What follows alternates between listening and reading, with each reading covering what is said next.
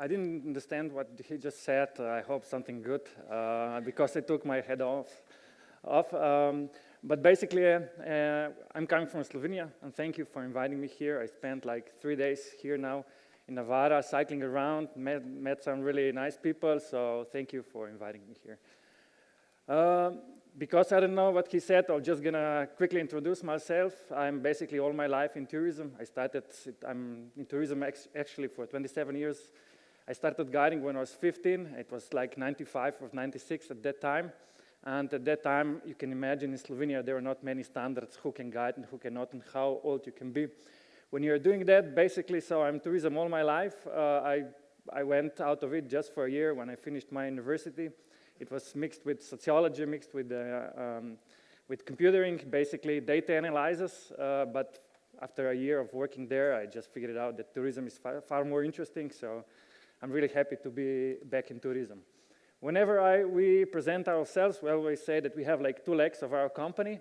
One leg is the NGO, it's the Institute for Sustainable Tourism, non-governmental organization. Brand name is Good Place, and with Good Place, it's like a consultants company. And that is why we also helped Navarra to go around the Slovenia. We are known in Slovenia that we developed their own national certification system for sustainability.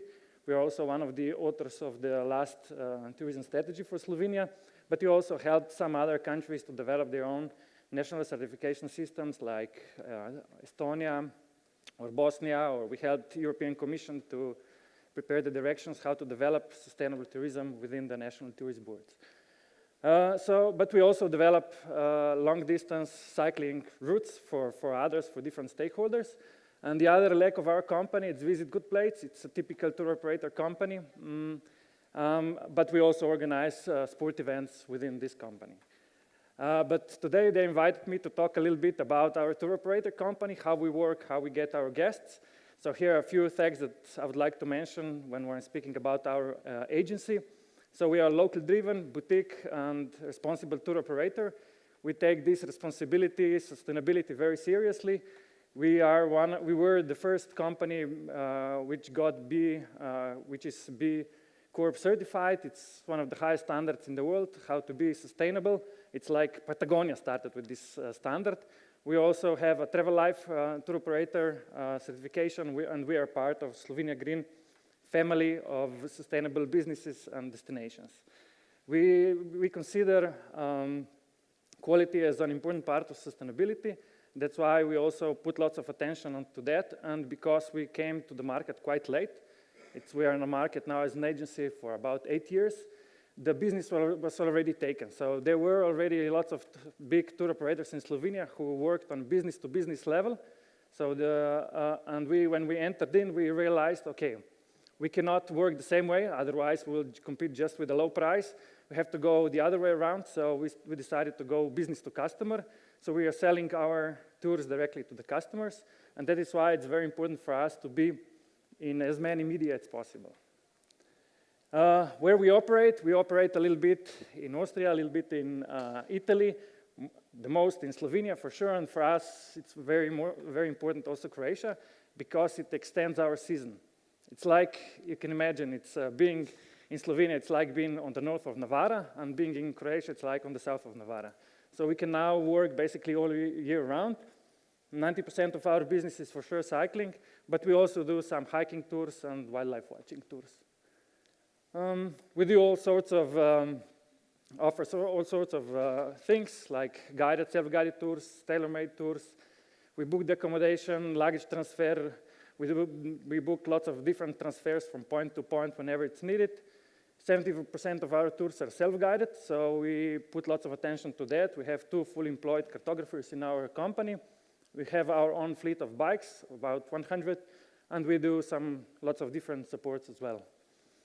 Okay, enough about our company. I'll talk today about cycling in Slovenia and Croatia, about our guests, who they are, and how we market them. Main reasons to come to Slovenia. Jaume already said before, Pogačar, Roglič, Mohorič. So 3 out of 10, the best cyclists in the world at the moment, so it's very easy. But I don't know how long this will last, but for sure our competitive advantage is the diversity and sustainability. So diversity in terms of the land, in terms of the culture, and we try to incorporate this diversity then into our programs. So most of our programs are stage-to-stage programs, and so we try to, that our customer experience this diversity within each stage. So on the north we have the Alps in Slovenia, and they're influenced by the Austrian culture. On the west we have Mediterranean, cars, lots of wineries, influenced by Italian culture. On the south we have forest, influenced by the Balkan. And then on the east we have flatland and influenced by the Hungary. And all this then reflects also in the diversity of our food. So whenever you come to Slovenia, whenever you go around, you will experience quite different food. For instance, I'm coming from the border to Italy, so I like pasta. As I said, Croatia, it's also, we incorporate it as much as possible now. Probably you all know Croatia by the islands and by the coast and by really touristic coast actually, but the internal part of Croatia is really nice as well. So whenever we are creating our products, we're always thinking how to put a little bit of this internal parts, which is quite empty in terms of infrastructure and the offer, with the coastal part where everything is a lot. So when we mixture all those things and the culture, as you can see, those typical Istrian towns in Croatia, Pula, Arena, and so on, then we get really nice, diverse product which we market then on internationally.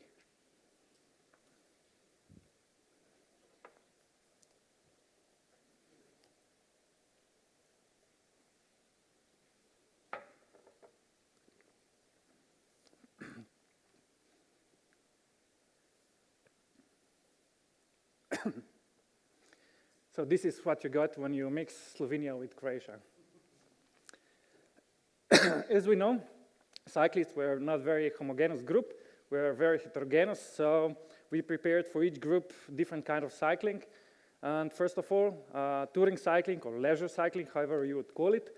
So here cycling is just a way of active, sustainable mobility around the points, stages. And it's more about the culture here. People would like to eat good, experience lots of culture. So we try to mix that. Stages are really short, like 35 kilometers to 50 to 40 maximum, low elevation and really easy. As it was said a couple of times already, gravel is coming. It's here already. We started about 4 years ago with it. And now with one program, now we have about 4 programs here. It's all about the adventure, about the diversity, about the challenge, about the off the beaten track. And then it's mountain biking. Actually, we started with that because this is my passion, actually. I started a little bit playing 2014 with it. And here it's all about the climbs up on the gravel and then descents on the single trail. Basically, those climbs, they are all day out. They start early in the morning. They bike all day, and then in the evening they come back and they want beer, and then they want another beer, and then probably the third one, and then lots of food, and then maybe the fourth beer as well. So completely different. Lots of elevation, lots of good single trails, and yeah, typical Transalp tours, which you can easily offer, and probably you are offering also here in Pyrenees and the northern part of Navarra. Germans are really into this. Actually, this Transalp movement, it started in Germany, and there are about, I think, 600,000 Germans who are doing Transalp tours every year. Who are our guests? As I said, I was studying statistics, so I'm a little bit freak on the numbers. So what we did, because we're also working directly to the customers, our business, we prepared we prepared for each tour and each product, we identify who our customers really are. So how old they are on average, where they are coming from, how they got to know us, where they are coming from, etc. So all important information. But generally speaking, about our guests that we have in our agency, 30% they are coming from US, then about 20 from Germany, 11 from United Kingdom, 9% from Belgium, 7% from Canada, 5% from Australia, Switzerland, and then Austria. So quite a mixture of everything. But overseas market is very, very important for us lately. And we are investing lots in this overseas market.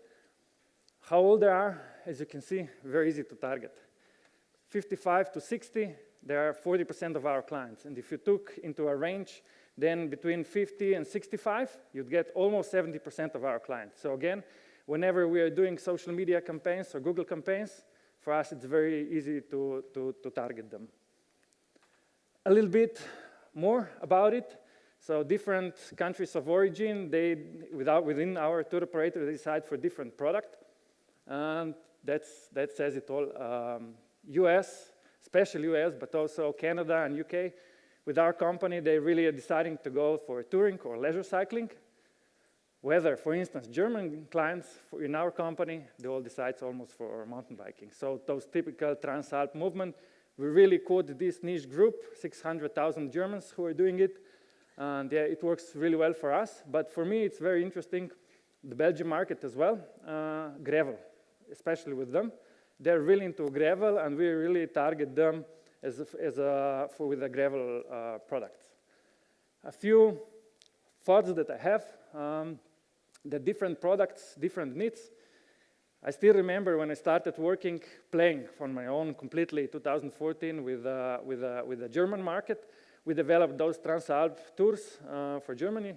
And then I just basically, all I had to do to offer them a decent navigation pack, booking of hotels, luggage transfer, and final transfer to the beginning, and that's it. I gave them that, and then basically they didn't contact me till the end when they said, Jan, it was great, we are coming next year to another one. So very simple.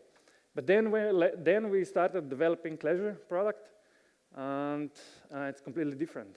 You know, those guys who are going on a leisure cycling, they need far more support in terms of, I know, they are not so good at navigation, they are not so good at fixing their bike, they are not good at so much at doing all of it. So sometimes I feel that self-navigation packs for them, it's like remotely guided, because our office has always lots of work with them. Always calling, can you do that, can you do that, so it's lots of work. Different countries of origin, different perspective, for instance. When the German clients will tell you, I really want to have difficult descents, technical descents, just give it to them, because they'll make it. They, you know, because it's their blood, they're doing that lately, and their standard is the same as mine, as us, European, I would say.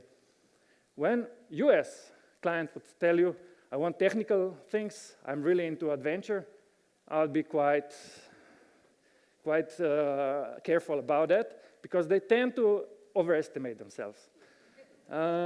Or where, for instance, Belgians are saying, I want long climbs, I want long stages.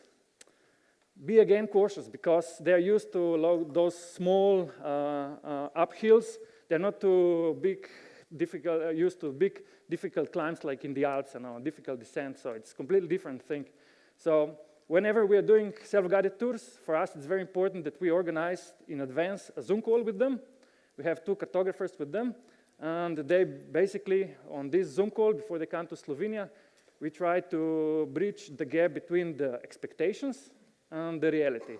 So in many cases, basically, then our cartographers a little bit change the itinerary, because they found out that they're maybe not so good, or they're better than they thought. Again, very important thing for us is different product and different country of origin, different service, change of pricing policy. When I started working for German market for MTB, I mean, it was simple, you know, I didn't have to do much, you know, they just called me at the end. But now, you know, when we are working with US market and self-guided tours, for instance, I mean, there is lots of work. So the margin before could be really small, because, you know, I didn't have any work with them. But now when the office has so much work, we had to change completely the pricing policy. So then there becomes a question, how you will settle this pricing policy, who you will gonna actually target, the German mountain bikers with who you don't have any problems and any things, or US leisure market.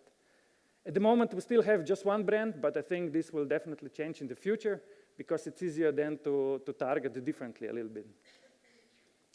How do we get our guests? I think this is the most, I would say, unique thing, how we do it. So as I said, the market was taken. We decided not to do business to business. We go business to customers directly. So here are the market channels that we are using it.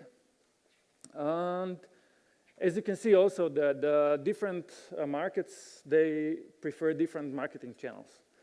For us, working with journalists is super important because, and I figured out two things about working with journalists. I know that there are many journalists here today, but most of them are my friends now with who I worked. But for them, it's very important to have a very good storytelling. So the story itself. So every time we develop a new product, we're really thinking about how it will differ from the other ones on the market. So what will be the main story? Because we don't want to compete in price. We want to compete with a uniqueness. And the journalist, you have to be persuasive. And so just one story, quick one. I was before COVID on Adventure Travel Trade Association event in Sweden. And then there was one journalist, Kevin from Guardian, that everyone wanted to talk to. And I said I would also like to invite him in Slovenia. I went to him. I convinced him that he will come. And then the COVID came and nothing happened. And then I think 2002, I actually got him into Slovenia. And when I was driving him to the start of the tour, because I normally take these tours with journalists, I asked him, so Kevin, why did you decide to come to Slovenia? And I was sure that he would say, Jan, because your product is so good, your storytelling is so great, And he said, you're the only one who are still bothering me. So being persistent makes quite a lot of difference. So, okay, when we have all those articles that write about our products, I consider them, people come then to our website when they read the article, and then I consider them as a new blood in our marketing system. They come to our website, we identify them, and then we remarket them through social media channel and Google campaigns. And then we also extrapolate this population into as similar population as possible worldwide. We also, it's very important also our marketing campaigns and email campaigns. So every guest who come, they leave their email, and then we do regular email campaigns and sequence emails. So we keep bothering them all the time till they, I hope, come. But I think the most unique part of our marketing is how we connect the institute that I presented in the beginning and the Visit Good Place itself as a tour operator. I'll just show you two stories, two things. One is the Bike Slovenia Green. Jaume already mentioned it a little bit before. I think 2018, there was a tender from Ministry of Economy, Slovenian one, for the businesses, for developing unique, sustainable products. And we said, we have to apply. We got this tender. And then we decided that we'll develop the cycling tour that connects just certified Slovenia sustainable destinations. And that was the main story. We did that and then when we did that, I called one of my friends from US, Alex, the journalist, freelancer, and I tried to sell him that story that he will actually wrote an article about it. Not selling with the money, but trying to convince him. And then I was starting, Alex, you start in the Alps, then you come pre-Alps, then you come to one region, second one region, third, fourth, fifth, come through the karst, and then you come to the Mediterranean. And all of that in 7 days. So it's really diverse, it's really cool, And in the end, I said, and it connects only sustainable certified destination. And he said, can you check if this is the first one of its kind in the world? And we did, and it was, luckily. And he wrote one really short news for Lonely Planet about it.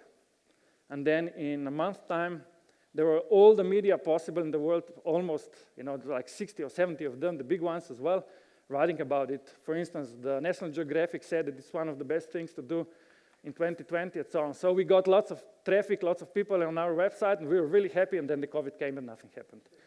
So, and we were really frustrated at the beginning, but then we figured out, okay, we cannot develop those things for us as a tour operator. What about if we develop those routes for the Slovenia Tourist Board or for the certified destinations, because they were interested too. They saw how much attention, media attention got those products. So they said, yeah, we will support you, we'll pay to do that. And they actually did, and we have now quite a few routes in Slovenia. And what's unique about it, we are still official tour operator of Slovenia for all those routes. So it's very important for us, marketing and sales channel now. Maybe one more important thing, if someone is not really convinced whether to go into the sustainability certification, 25% of our clients decide to go with us just because we are certified as well. So it's an important marketing tool as well. The last one, because I don't have much time, I have just 4 more minutes, is the new thing what we are doing. It's Transdinarica. It's the first cycling route that will connect the entire Balkan region. It will be launched now in July. I'm really looking forward to do that. Because I was planning to develop this route for 6 years probably, or 7 years.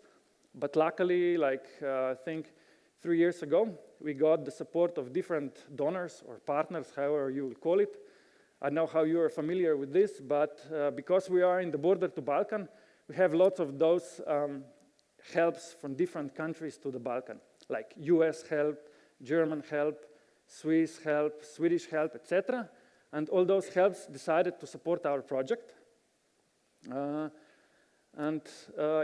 now it will be launched in July because we have a very good storyteller with us.